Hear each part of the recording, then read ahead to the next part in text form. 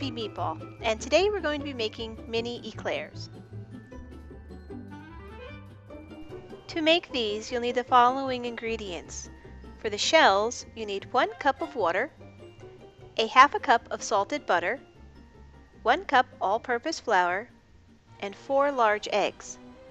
For the filling, you need 1 cup heavy cream or whipping cream, 1 cup whole milk, 1 package of instant vanilla pudding, and 2 cups of chocolate frosting. Using a whisk, a hand mixer, or a stand mixer with a whisk attachment, you want to start by blending your liquid ingredients, the colder the better, and the instant vanilla pudding.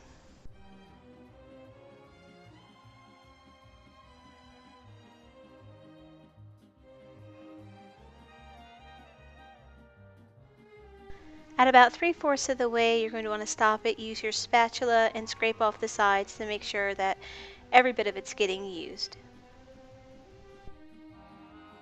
And there we have it. It's thickened up nicely, and as you can see, it has nice peaks, and this will make for a good filling.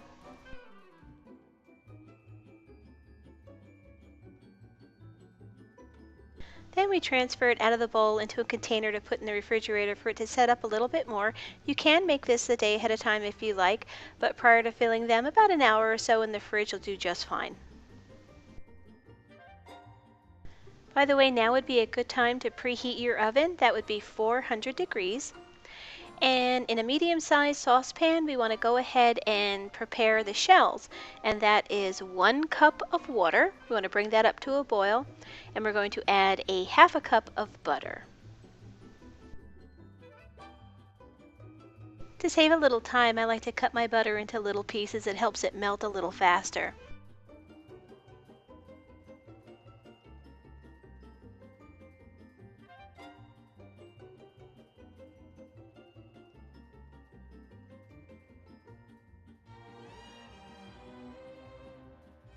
Now, as soon as your butter has completely melted and your water is boiling, you want to go ahead and add your 1 cup of all-purpose flour and start stirring it immediately, taking it off the heat or turning off the burner.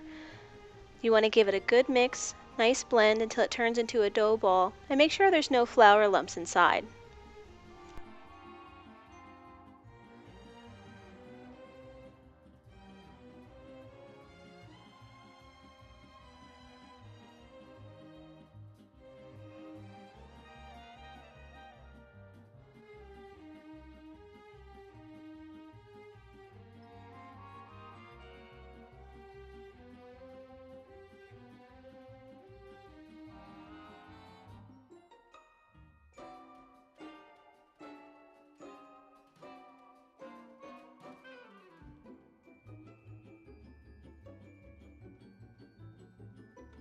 Now it's time to add the eggs one at a time. If you have a stand mixer, like I do, I like to transfer it over there and let it do the work for me. If not, you can still do this by hand by stirring vigorously between each egg that you add. So now I transfer it over to the stand mixer and I add the paddle attachment.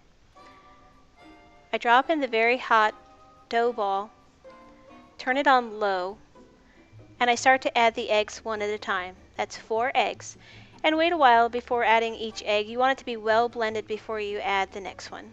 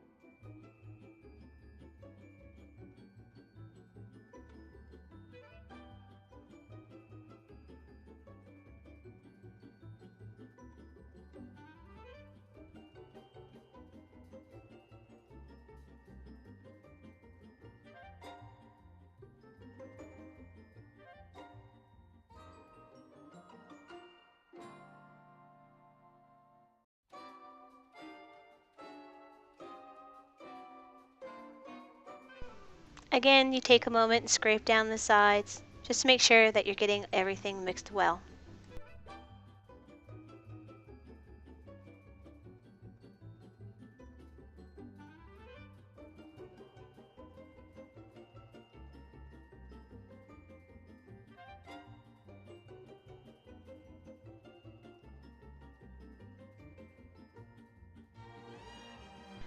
This is a very wet and sticky dough, as you can see. When it looks sticky like this, almost like gum texture, you know it's ready.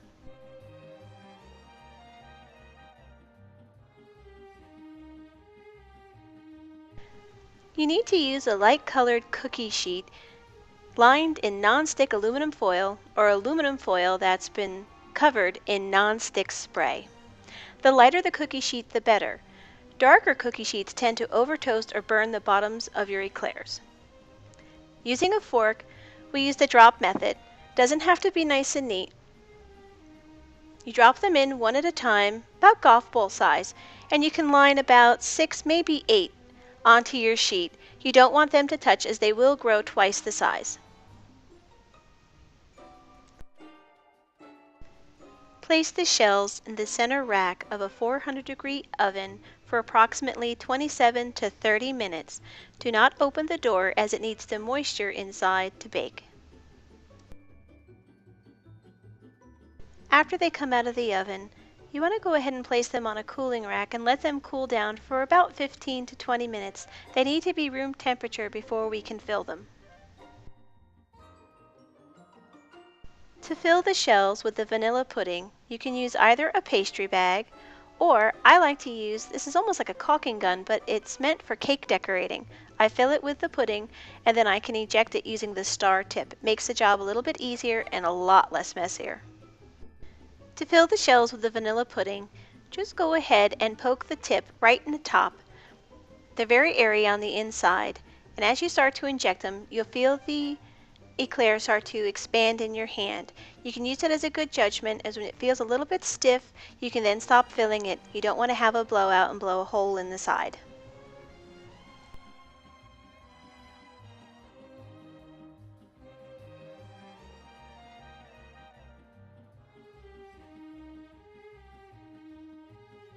As you can see, they do bake up nice and hollow, and it can hold a lot of vanilla pudding.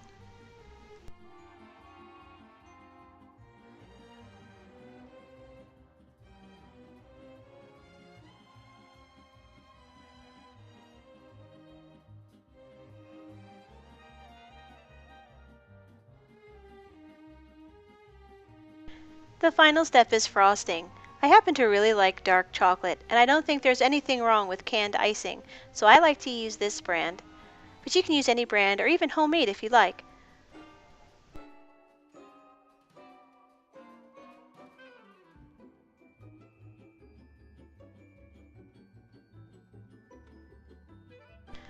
The frosting will easily hide the hole that we made when we filled them. This recipe yields about a dozen mini eclairs and can last in the refrigerator for up to a week.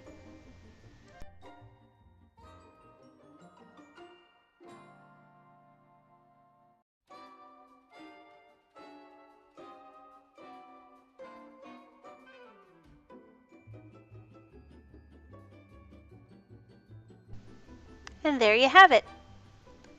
I'm the Happy Meatball, and these were mini eclairs.